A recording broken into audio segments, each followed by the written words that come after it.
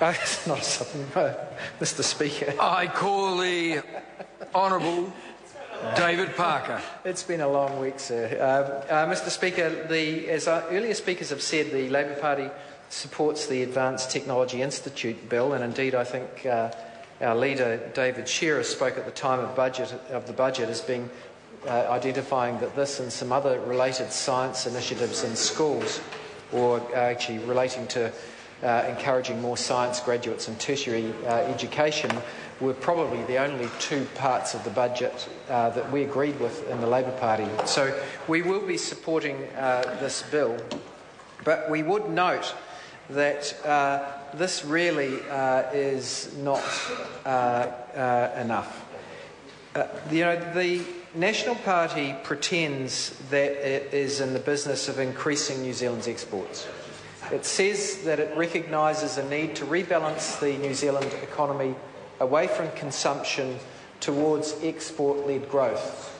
And yet, here we are 4 years after they came into power, and that is not being achieved. Indeed, the biggest decrease in the current account deficit was occasioned by money coming in from the earthquake in Christchurch following insurance claims made on overseas reinsurers.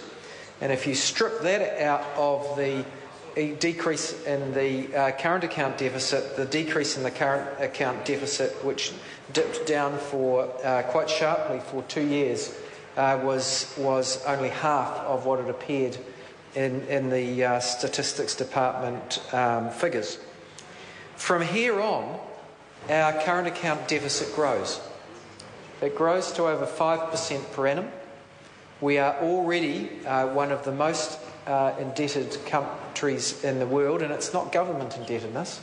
We've got low levels of government indebtedness in New Zealand, largely because the last Labor government ran 9 consecutive surpluses and left New Zealand with very low levels of government debt. Gross debt had gone down from 48 to 18% of GDP, and net debt was down at 0 or thereabouts. Of course, that has turned around following the global financial crisis, and there has been an increase in government debt. But even when the government gets back into surplus next year or thereabouts, and they ought to, the Labor Party agrees that's an appropriate ambition and says we would have done so too, even at that point, New Zealand's government debt is very low by international standards, but our private debt is high. And this shows up in our net international liabilities, which are amongst the highest in the developed world. And our net international liabilities, a lot of people might be surprised to know this, but they're actually down there with Greece and Spain. So that's New Zealand's vulnerability. And the only way out of it is to export more, so that in the future our exports are valuable enough to cover the cost of our imports and interests. And that's where settings that the government changes in the economy to improve that outcome are absolutely fundamentally important. Now, this is a good thing to do, but it's a small thing to do relative to the things that the national government says no to. They have put off the agenda all of the levers, or all of the major levers that business need them to pull in order to lead to this export growth becoming a reality and overcoming our prolonged current account deficit. Instead, their own forecasts show the current account deficit rising. What have they said no to that would be more effective than this bill to improve our export performance? They've said no to pro-growth tax reform. Two major parts of that the Labor Party think are absolutely essential are firstly a research and development tax credit to encourage businesses to invest in research and development that leads to, I beg your pardon? To restructure their accounts. To restructure their accounts, the member from National says that's not correct. When a tax credit is introduced, there is always some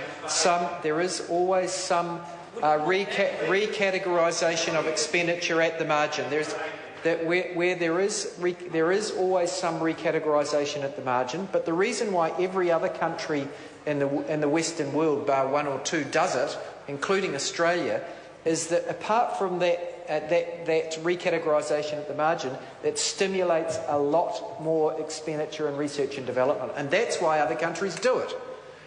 So yes, it's true that there is a wiggle at the margin by some people recategorising expenditure, but the vast majority of it is new and additional research and development expenditure.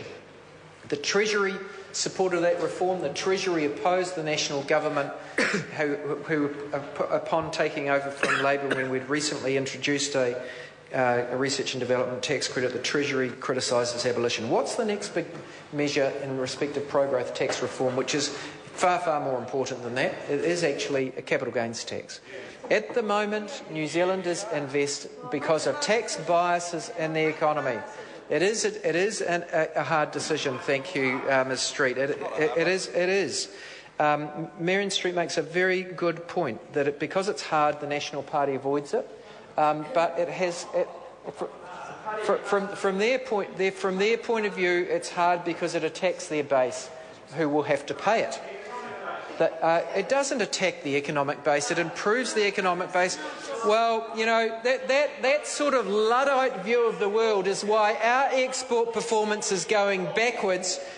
When the flat earth is on the other side, when we've got a capital gains tax in Australia, we've got one in the United States, we've got one throughout Europe, and the voodoo economists on the other side say that economic theory, which is very simply stated that people should be encouraged to invest in enterprises for export on the basis of the profitability of those businesses or for import substitution, instead of on the basis of a tax bias that favours overinvestment in speculative land and building assets. It is that simple, and Nationals still don't get it. They ignore the advice of virtually every overseas country. They ignore the advice of the OECD. They ignore the advice of the IMF. They ignore the advice of the New Zealand Reserve Bank, and they ignore the advice of the New Zealand Treasury. And they say they're right. Well, they're wrong. Far more significant than what is being done here. What's the next thing that the Party of No, the National Party,